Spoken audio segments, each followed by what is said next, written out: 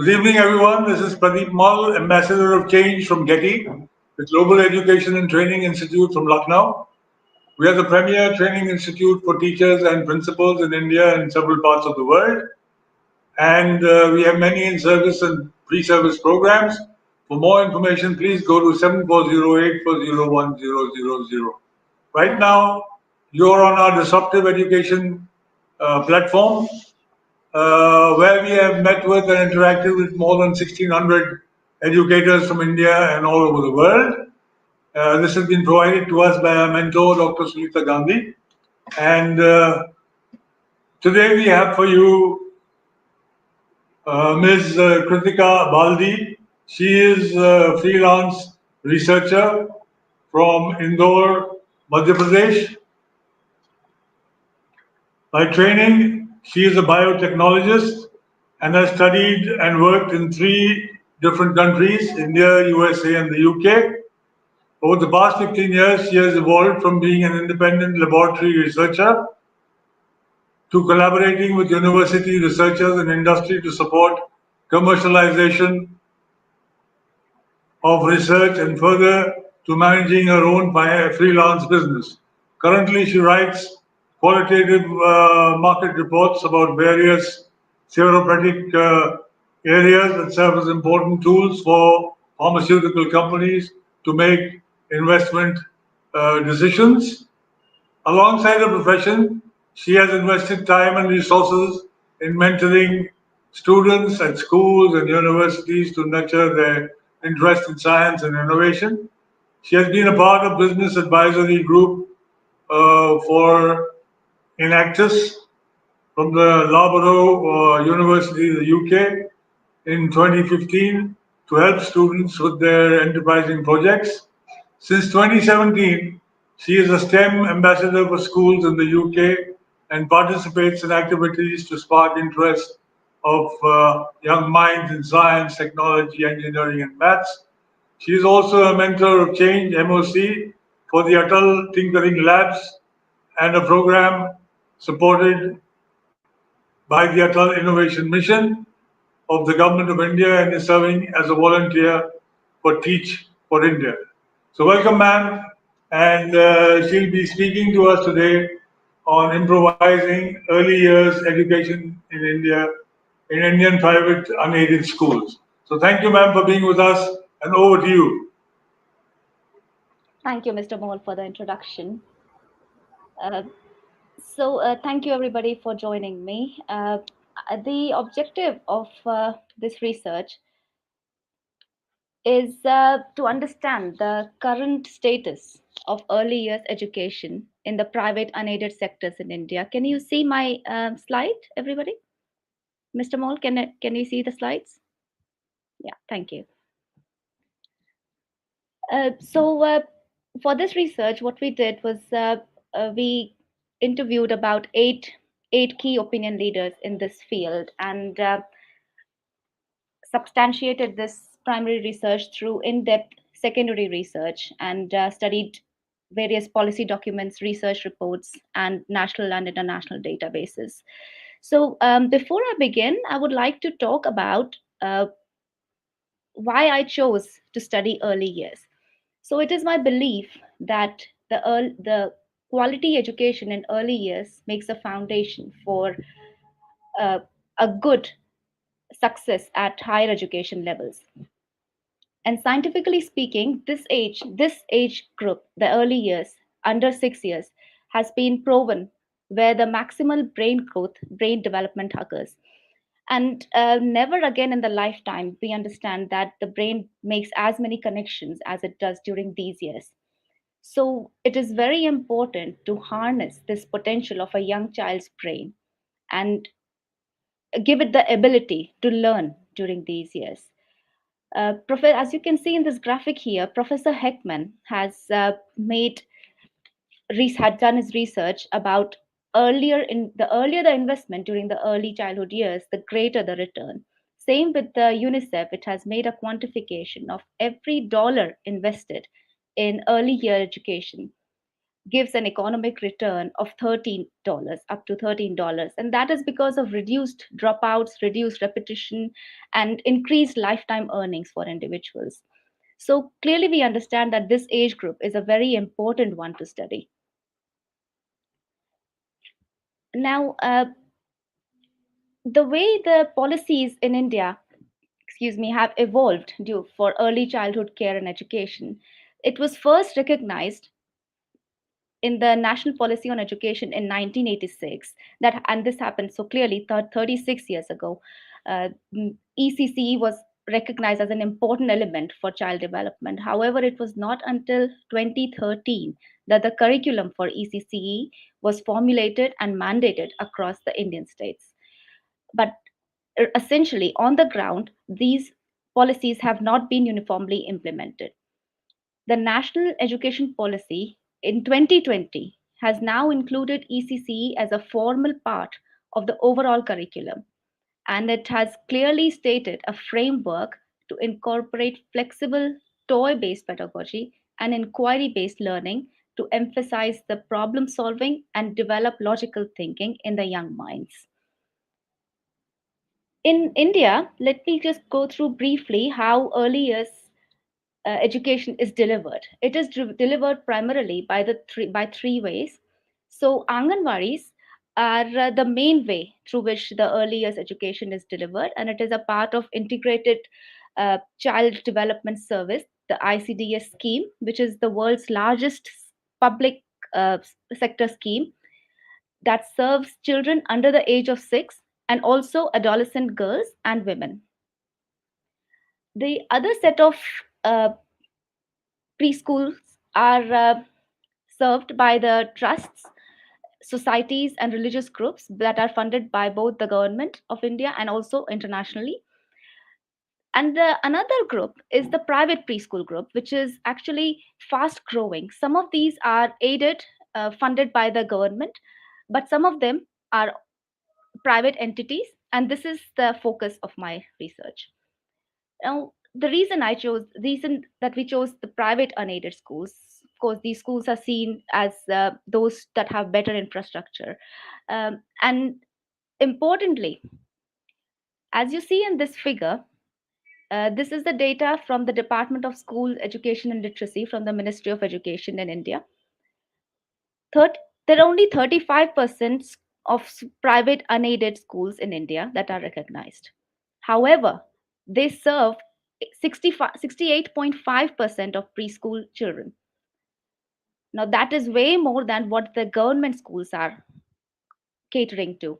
And therefore, when the NEP suggests rational changes in the education system, we need to realize that to implement this policy at ground levels, it is critical that the private unaided schools are taken together and public and private partnerships are, are created.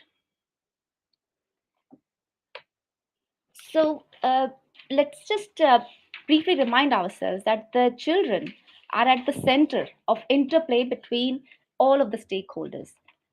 And importantly, the communication and coordination between these stakeholders impacts how the child learns and develops. So, who are the early years educators? So, in this research, we began looking at how and who can become the early year educators. So, what we found was that at the moment, anybody with space and resources can start a preschool, and the curriculum can be developed by the owner of the preschool. Now, this is detrimental because without not necessary that the owner of the preschool has got the knowledge, the skills, and the experience of being an early years educator and handling this group of children. So, without any guidelines that specify the people who can be into this business, uh, there has been an influx of a plethora of unqualified individuals in this business. Now, the government data from UDI suggests that the early years teachers in the private unaided sector are majorly graduates, as you can see by this tallest bar here. They are mainly graduates and but with no professional qualifications. But a large chunk of them have got a B.Ed degree, and another chunk has also done some basic teachers training course. However, in our research, we found that the key opinion leaders do not endorse B.Ed as a qualification for early years teaching because this course does not equip the teachers for handling this age group. The nursery teachers training course that another chunk has this done in this gray, as you can see, is probably more relevant. However, the teachers that have done this course are actually unable to apply those concepts that are learned in the classroom settings. Maybe, and that is because they are not taught in an application based manner. In fact, one of my expert participants has challenged this government data, saying that most teachers are actually not graduates with, they are actually just passed from high school, 12th grade pass, and have done an NTT certification course because that is what the eligibility is for this course. So clearly, the preschool teachers are not as qualified as we hope that they are. So, to summarize, no government guidelines to establish a preschool or to qualify as an early years teachers, and therefore, uh, the the school management finds it challenging to get to recruit the teachers that are well qualified because there are very few well qualified teachers. So they are forced to look at subjective criteria for recruiting the teachers to assess their interest in the profession and the passion for teaching. Now, clearly, because there are very few qualified teachers, most of them are not so qualified, not so well read. So the salary that they receive is also not competitive. Low salary levels means that the motivation for the teaching is not as much, and also the society views the preschool teachers as less respectful. That is kind of a less respectful profession. So this kind of triggers a vicious cycle um, of not of a lack of motivation and the ability to perform. So one way to to ensure that this problem is addressed is to ensure uh, strict guidelines to qualify as an early years educator.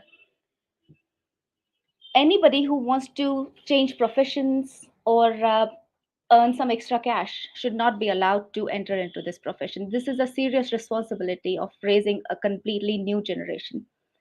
Every private preschool teacher should be at least a graduate with a specialized course in ECCE, early childhood care education. Now, to gain this specialization, the universities need to be able to offer these specialized ECCE courses. And however, the problem at the moment is that only very few universities offer this program. So the government needs to accredit more universities to be able to award these specialized courses. And finally, there has to be a minimum wage set up mandatory for the early years teachers, and they need to be included in the seventh pay commission because the poor salary certainly has a negative impact on the motivation. However, with rare exception, the teachers that are actually working without the worry of the salary, that are actually passionate about teaching, they need to be recognized, not just through certificates, but also monetarily and also professionally. A big problem in our system is that there is no standardized or centralized training for early years teachers. So, as a result, there is no benchmark for preschool teachers that, and they are at varying levels of understanding theory and practice. And further, now curriculum planning is also not part of the training. And in fact, most of the teachers tend to rely on Google to prepare their lesson plans rather than on their own critical think excuse me on their own critical thinking to prepare that. Now, NEP 2020 also recommends child-led method of teaching. However, this is not a focus In fact, this is not at all covered into the in the current teacher training programs. So these are some real challenges. In fact, the child led system in our society, in our culture, it is a natural thing for adults to be unwilling to accept and respect the children's views and allow them to take the lead as much as they really should. The other problem is about the continuing professional development courses. So NEP 2020 has mandated 50 hours of CPD courses for all teachers and principals. However, this does not necessarily include the early years teachers. In our research, we have found actually that currently CPD courses are completely non existent in private preschools. They are, in fact, viewed as cost rather than investment, and therefore, the teachers are not really going into these CPD courses. Even if they are trained, the problem is that the school management believes that even if the teachers gain the knowledge, they are not able to implement this newly acquired knowledge. So, what's the point? And the another bigger problem is about retaining the well trained teachers. The school management tends to fear that if the teachers are well trained, then they would leave this school and go on to another school which is probably paying better. So as you can see, this problem of the poor salary structure in early year educators triggers a vicious cycle of problems. Now, to implement NEP as it is recommended, the teachers will need to be upskilled as a matter of urgency. There have to be policies for standardized teachers training, and each of the teacher that is entering into this profession needs to be assessed vigorously and thoroughly through presentations, case studies, and discussions. One way to encourage child led teaching is to mandate child-led tinkering activities to allow this critical thinking and problem solving as NEP has mandated or recommended. But now we know this Niti Ayog's Atal Tinkering Mission.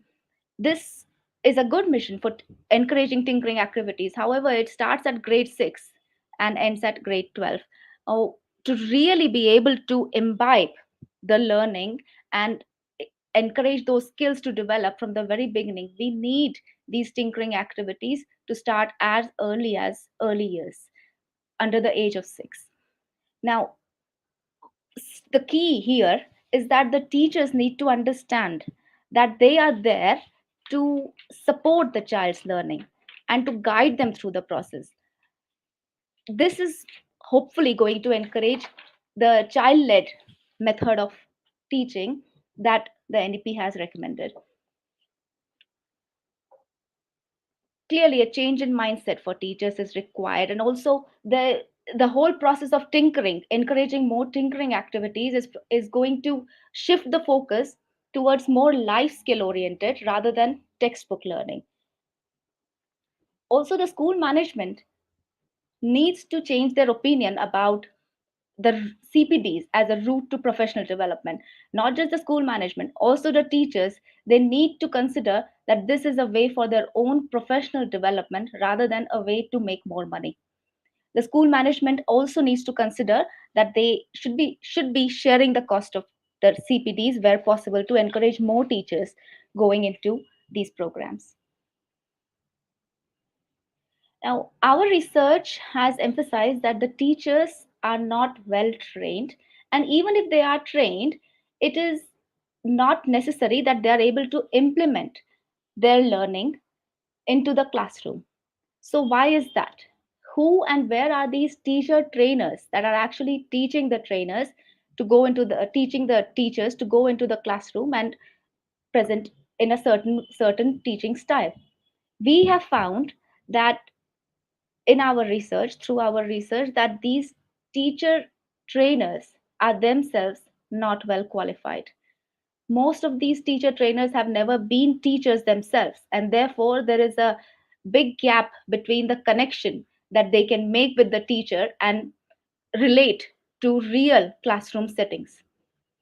A previous research from Azim Premji universities has highlighted that only 140 teacher education institutes in India offer programs to prepare teachers for pre-primary years, and only 1144 private institutes prepare teacher educators. Now, this is a serious number to focus on because compared to the number of teacher training institutes that actually exist. And the problem is further deep rooted. The Indian teacher education system is largely composed of standalone institutions that are run by private entities. Now, Azim Premji University has identified that half of these have a minimum intake of students. And these minimum, then also the state fee regulatory committee has established low fee caps from ranging from 20,000 to 50,000 rupees for these institutes, and therefore as a consequence the financial viability of these teacher training institutions is jeopardized, due to which they are constrained in their resources. When they have no resources, they only would appoint mentors with low teaching experience. As a consequence, the teachers are not appropriately trained. On the other side, on top of that, the school management tends to fear the retaining the teachers that are well trained and do not offer CPD courses. There's also a lack of being able to implement the knowledge acquired through CPDs, and therefore, as a consequence, the teachers do not do not appear to be well trained. Clearly, there is a need to address the fact that good quality teacher trainers are very few. The teacher training programs need to become more regulated, and they need to focus on curriculum planning. Without the changes at grassroots levels, as one of my experts has suggested, without the changes in the teacher training institutions, there are not going to be teachers that are going to be able to teach through inquiry based teaching methods as NEP 2020 has recommended. Now, parents' predisposition towards academics has a negative impact on uh, how some schools that tend to impart learning through play based methods. So, parents, as previous research has by FSG has reported, 80% of the parents believe that in the early years, the schools must focus on writing, reading, and math. So when these parents are uh, exposed to more play based curriculums, they become uncomfortable and they tend to steer away, shift their children towards more traditional conventional schools. Now, the school management of these more play based curriculum schools are not going to be happy with the reduction in admission and reducing revenues. And therefore, they have almost no choice but to adopt methods that the parents want. So the focus then tends to shift towards quantity rather than quality, and just to fulfill the parents' demands. So, this attitude of more is better is proving detrimental during the early years when the brain is developing fast and has the capacity to imbibe the abilities that will last a lifetime. Now, this is the time when children need to be taught how to learn rather than what to learn. Compared to 40, 50 years ago, at the current times, we have all information available on our fingertips. So, what we really need to teach the children is how to identify the right knowledge and to apply that information to solve the real world problems. The teachers now need to shift from rote learning to more application based conceptual learning, which is what NEP 2020 is recommending. But we do not have the tools to do that just yet. So the teacher trainers need to be able to train the teachers in a way that the teachers can then deliver the knowledge in an age appropriate manner.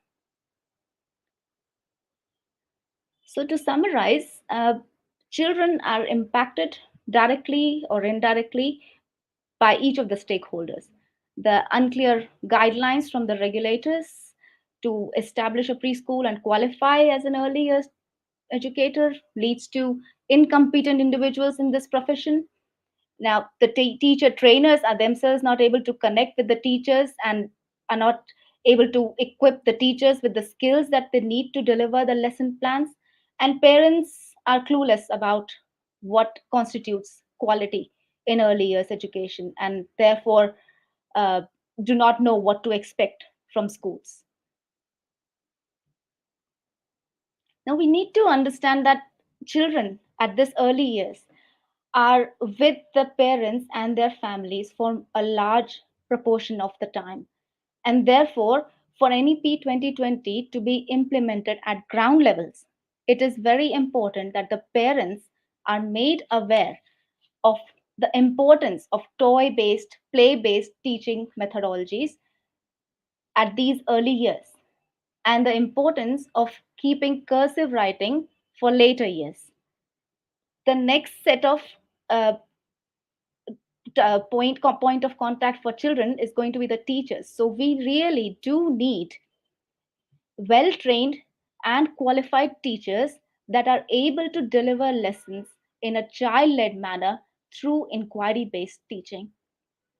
Now, these cannot happen until the training institutions are revamped operationally. And the teacher trainers need to possess metacognitive abilities and they need to be able to connect with the teacher and connect theory to practice in the real world classroom practice. And finally, the regulators, the entire process needs to be very strictly regulated. There have to be standardized guidelines right from establishing a preschool through to the training of the teachers, through to the qualification of the teachers, and the way they have to deliver lessons in the young minds. So, thank you for joining me here. Here are my contact details. And if any of you would like to get in touch, please do. I have posted a brief summary of my research on my LinkedIn profile, so I invite you all to view it. If anybody would like to get in touch and have the full report, I would be very happy to discuss that with you. Thank you.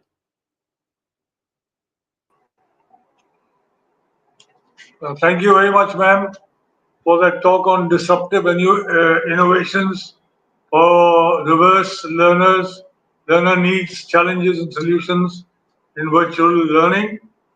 Uh, Part of a very important aspect of things as they exist today. And before we leave, I request you to watch our detox of our disruptive literacy movement by Global Dream, which is an initiative by Dr. Sunita Gandhi since 2014. This is to ensure everyone's participation by a people's movement in helping India achieve total foundational literacy and numeracy. And in this noble cause, all of us should get together. Those of us who can teach more than one should be doing so. And we have several talks on this every day. And for the talks that you would like to tune into, please go to 740-840-1000. So good evening, everybody. Goodbye, and see you again tomorrow. And thank you once again, Kritika ma'am. Thank you very much, Mr. Moore.